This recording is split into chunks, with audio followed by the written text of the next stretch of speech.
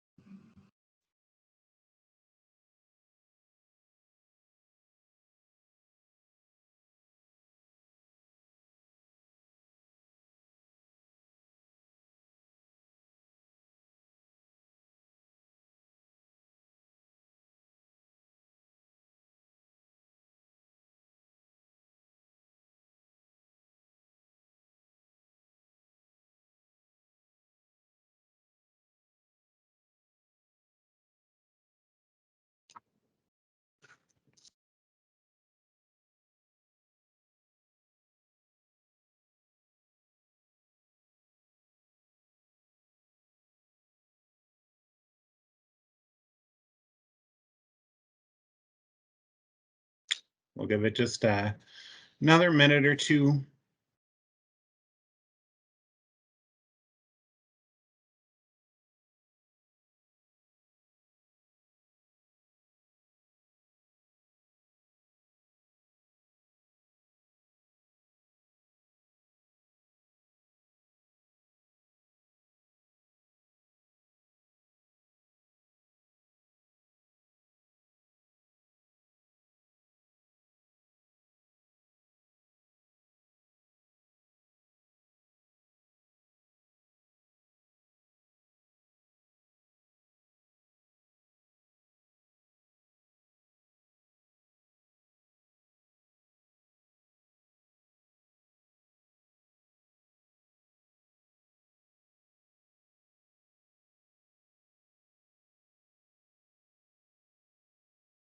All right, we'll go ahead and get started.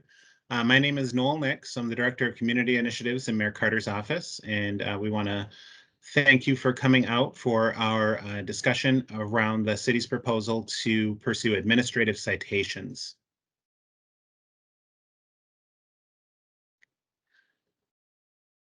So on the agenda for this evening are an overview of the objectives, opportunities, and benefits of pursuing this policy change, some details on where and how the city would propose to use this particular tool, the details on the proposed charter language, and a breakdown of what the charter language would enable. We'll go through the process of an administrative enforcement that's proposed for actually using administrative citations as a tool. And then we'll go through some frequently asked questions that we get, and then we'll close by reviewing next steps. And Casey, I think you're the only person with us. Do you mind just introducing yourself? Tell us maybe what neighborhood you live in, if you have a organizational affiliation. Yeah, no, that's no problem. Sorry, I didn't realize I'd be the only person here, but I'm certainly glad to get the information. So I'm Casey Carmody. I am actually an Area 1 coordinator or an area coordinator with the Fort Road Federation. And I'm also the chair of the Transportation and Land Use Committee for that district council. And I live right on West 7th in the Irvine Park Tower here. So Great, thanks for being with us. thanks. Ricardo, I'll turn it over to you to introduce yourself and send us on our way. Great, thanks, Noel. Casey, thanks for joining us on this beautiful evening. So what we're going to share with you is work that has been done across our city. It's been led in part by the mayor's office, the city council, our city attorney's office, our hero, our Office of Financial Empowerment, St. Paul Regional Water, the Department of Safety and Inspections, and our Office of Financial Services. And so a little bit of background. What we're really trying to do here in the city is to develop a fair and effective tool to obtain compliance with our city ordinances. At the very highest level within the city, we have certain ordinances that can only effectively be enforced by criminal citations. And then we also have ordinances, certainly in the Department of Safety and Inspections, of which I am the director, where we don't have very good tools at all to gain compliance. So some of those standards don't necessarily get taken care of, except by voluntary compliance. And then lastly, the city has developed new ordinances that require effective tools to ensure compliance. And we'll talk a little bit more about that. As I mentioned, this is not a first tool. It's actually been adopted in the mid-90s and used by at least 10 other cities currently. Minneapolis, Duluth, Bloomington, St. Cloud, Brainerd, Coon Rapids, Brooklyn Park, Brooklyn Center, West St. Paul, and Woodbury are the cities that are currently using this tool. And this is not a new tool for the city of St. Paul. We actually introduced a resolution back in 2018 and brought that forward and actually brought it to the Charter Commission, in which it was passed, which would allow for the city to impose civil fines for violations of city ordinances. But at that time, the city council felt as though the language that had been passed was a bit broad and it needed to be refined. They also felt we should do more community engagement, and hence for the last year or so, we've been working on both the charter language, processes, where we would use this more specifically in the city, and we're taking that out to the community now. There was also some concerns about how this tool might be used to criminalize poverty, and we wanted to be very clear in the charter language moving forward that that is not our intent, nor could it be used in that way. This project aligns with our city goals and the mayor's pillars and values of community first, public safety, economic justice, equity, and innovations. And so I'm not sure, Casey, if you're familiar with some of the other innovations or initiatives that the mayor had around fines and fees, but he's been kind of a national leader in regards to looking how the city of St. Paul administers that.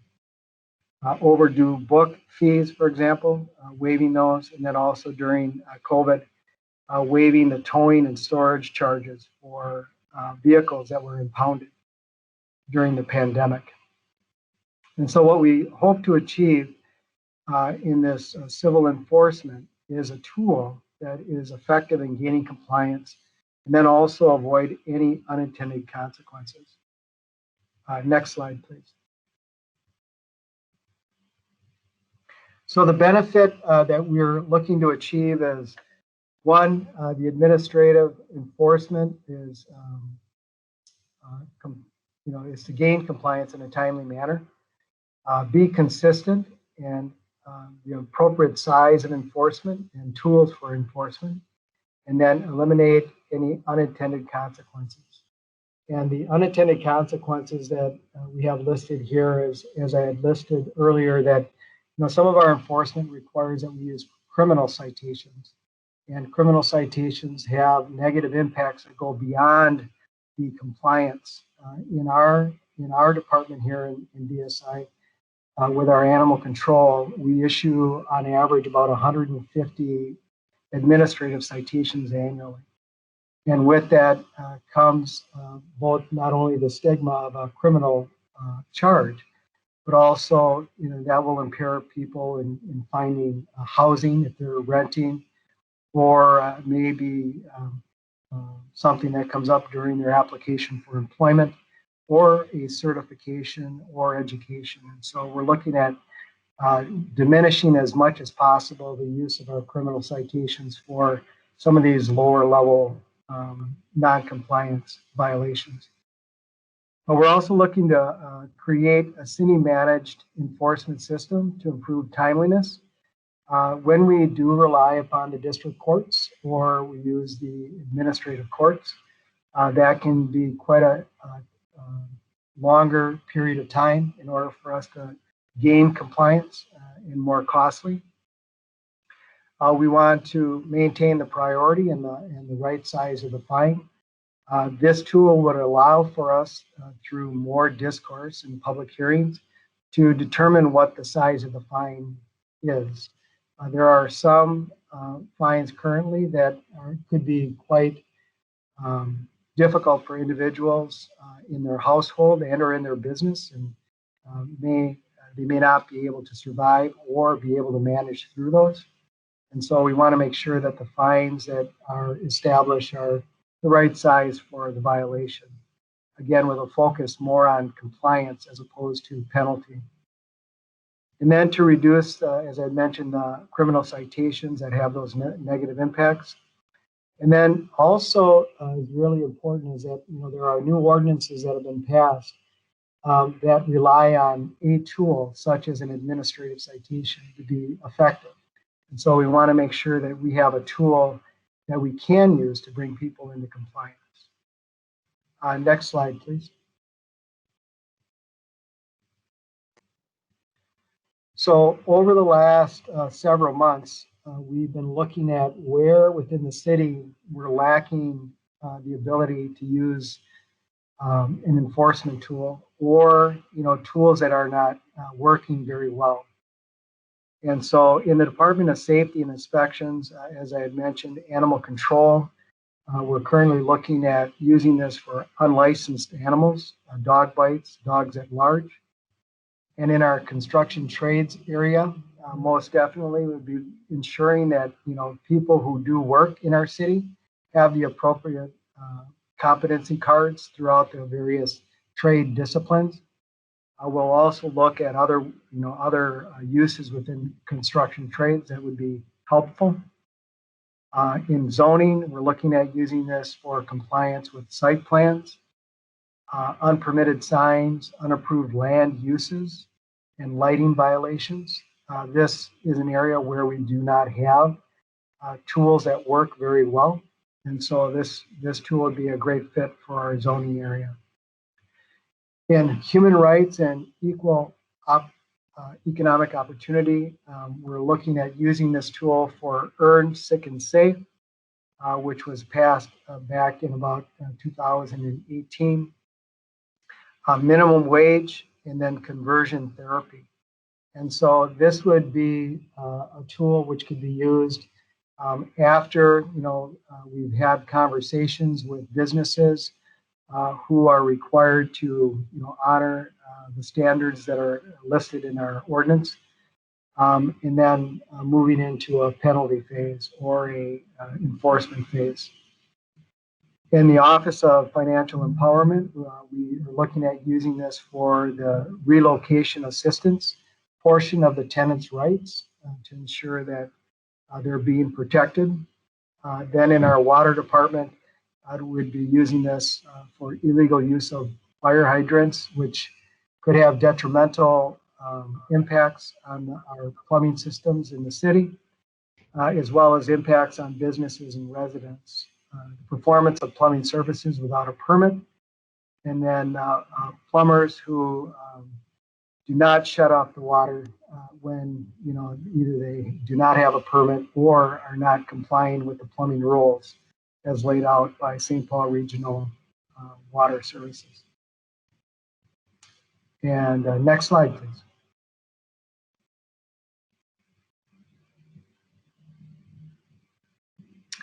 And with that, I'll introduce Rachel Tierney, who is our Deputy City Attorney. Rachel, you want to pick it up from here?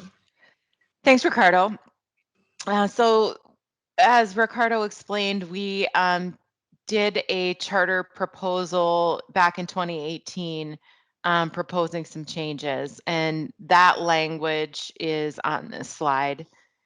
We have edited that language due to some of the concerns that Ricardo also talked about, and then some others that have been brought forth since then. The key changes are that the administrative fines will not be able to be used to enforce other fines or other city fees.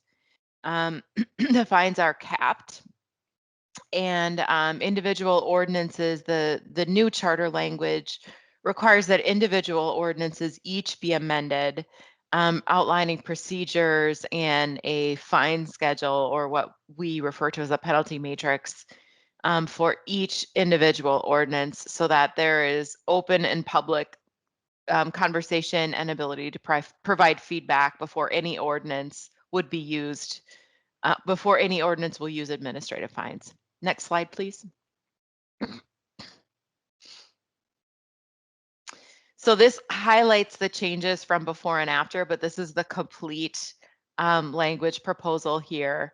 And it says that one of the ways that we can, it gives the council the authority to impose civil penalties, and then outlines that that in order to use those civil penalties, for each ordinance, the council has to adopt or amend an ordinance outlining the amount of the fine or other penalties and describing the procedure. We also added some language. There have been a lot of concerns about whether fines would be imposed equitably. So we put that language directly into the charter. And then the cap is not to exceed twice the maximum fine amount authorized for misdemeanor offenses. Under our general code, any violation of an ordinance is a misdemeanor, and state law outlines what misdemeanor fines are. State law currently caps misdemeanor fines at $1,000. So at this point, the maximum penalty for an administrative fine would be $2,000. And then lastly, we gave jurisdiction to the district court to enforce if that becomes necessary. Next slide. The legislative process to changing the charter is guided by state law. And there's obviously you can do an election, but there is a way to change the charter without an election. And I think that is what we are hoping we'll be able to do. Step one would be for the council to pass a resolution and ask the Charter Commission to take a look at the charter change. The Charter Commission is created by state law, and they're a separate entity from the council. The Charter Commission under state law has 60 days to review. They can extend that by an additional 90 days. So then the charter has a total possible 150 days to consider the proposal from the council. Assuming that the Charter Commission recommends the change, it would go back to the council, and within a month, the council has to publish notice of a public hearing. We got lots of timelines here, and then 2 to 4 weeks after that publication, we need to hold the public hearing and vote. In order to change the charter in this way, there must be a unanimous vote of the council, and it cannot be vetoed by the mayor. Charter amendments are effective 90 days after they are passed and then published. If the Charter Commission doesn't recommend approval, or if the mayor were to veto a council decision to change, the issue can be submitted to the voters in an election. Next slide.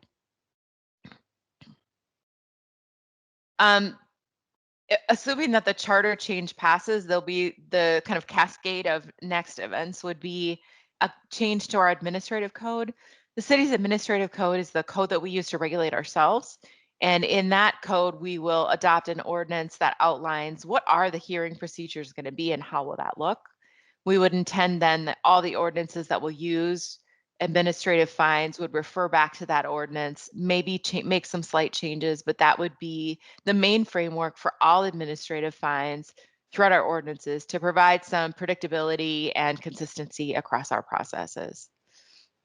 Once that's been adopted, we will start the painstaking process of amending the legislative code. Each chapter where we're going to use it will amend the legislative code, outlining those hearing requirements and outlining those penalties for specific violations. Next slide.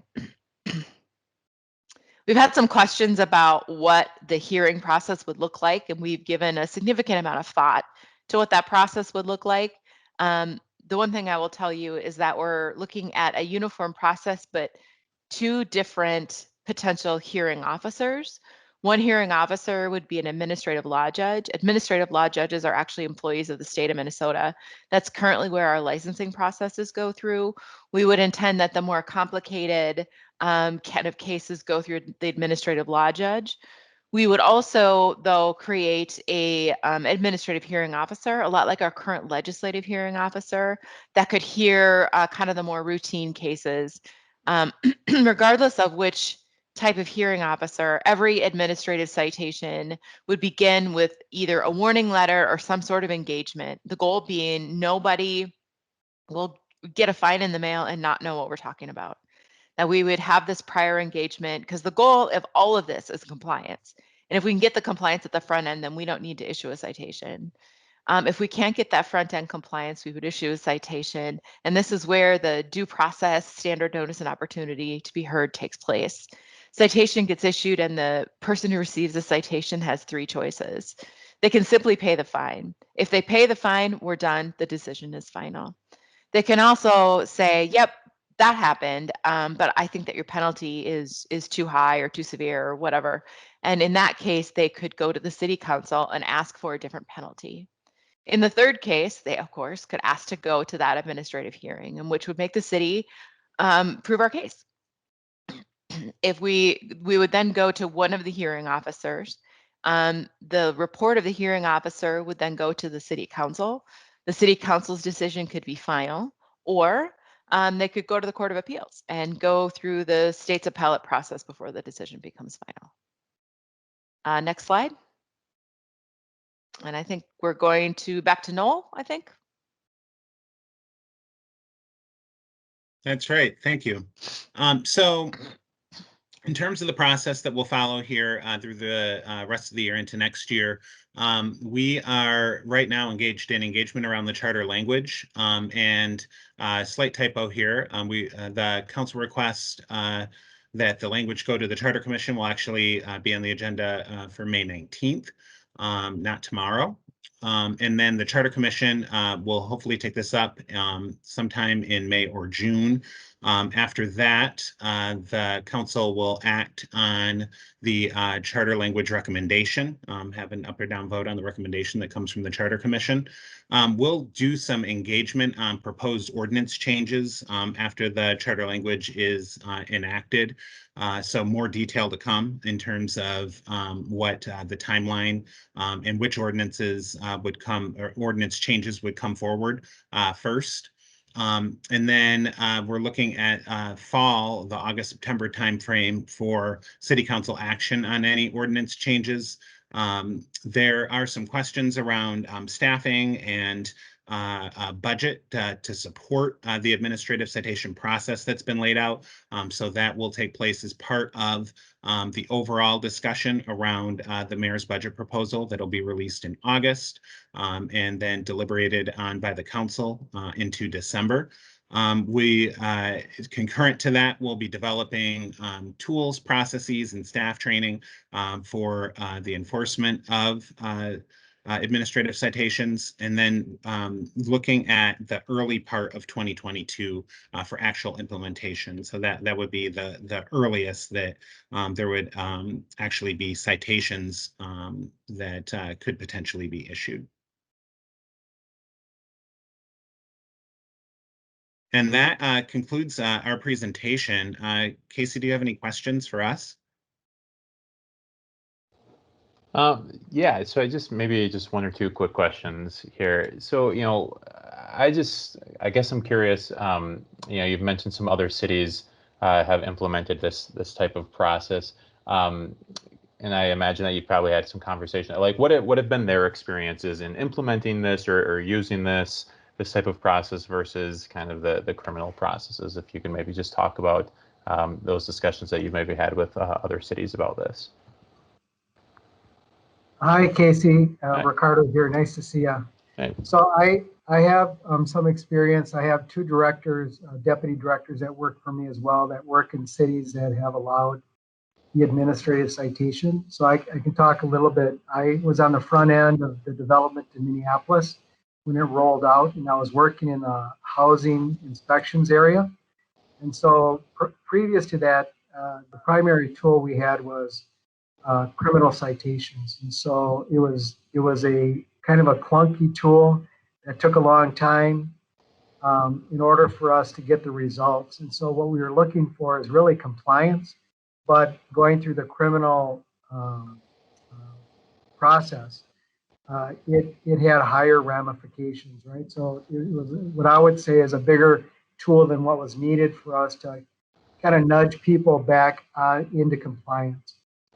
So when we launched in Minneapolis, we launched in the housing inspections area, and then it was kind of grown out of there to other areas such as the zoning, which truly, just like St. Paul, lacks some other tools for us to bring it into compliance. I didn't mention in the presentation, but in St. Paul, we've tried other methods, injunctions, for example, around zoning. Again, a larger tool. Sometimes the judges in district court don't have the same value for city ordinances when they have other more serious, maybe violent crimes in their court. And so we lose some of the, some of the local importance of our standards. One of my deputies worked for the city of Bloomington, and they use it similar to Minneapolis in that it grew, out of one department to other departments, and they had used it in a variety of different areas. And because the city manages the schedule, works with our hearing officer, we can get what I would say is quicker results and normally quicker compliance with some of these standards that we have. I used it quite extensively in Minneapolis. After its launch, developed it in the business licensing area. So we used it over there. St. Paul happens to have a very good matrix as well as an enforcement process around business licensing. So that isn't like a priority for me in this department because we have tools that work well. So it would be similar to that in that we can gain compliance relatively quickly for some of these low-level city ordinances violations. Great, thanks. And I guess, yeah, just to be completely honest, I just saw this. We had our district council meeting last night, and our executive director had just mentioned that this was going on. And it really shocked me that we didn't have some more administrative citations in our city. Like, it just seemed natural to me that, if you're violating, like your lawn's overgrown or something like that, or violating the zoning ordinance, that there wasn't some sort of administrative process in place, and it was just really a criminal process, and I was stunned. And so I guess the other aspect that you kind of alluded to, but maybe you could talk a little bit about this, is concerns about the disproportionate impact on maybe communities of color or poorer communities. And is there the intention to have a process in place to say, hey, it looks like we have a lot of fines going on over on the east side or in Frogtown, or like what's going to, and maybe it's too early to understand what's going on there. No, that's a great question. And so certainly in the line of work that I do, we have I'm in the regulatory, I oversee the regulatory department for the city, right? So we have a wide range of requirements for residents, for businesses, and for those who may be occupied some occupations here in our city. And so we look at that data and we analyze that now. So the areas that we're looking at using this tool are more in the, I don't want to say professional, dog owners aren't necessarily professional, right? But for me, that's an easy area to go, where that is like the number one area where we're issuing criminal citations. So if we can diminish that, that's one of my objectives is, a fine where we can determine is not going to be overburdensome, but does the job, right? That's really what we're looking for, is the right balance.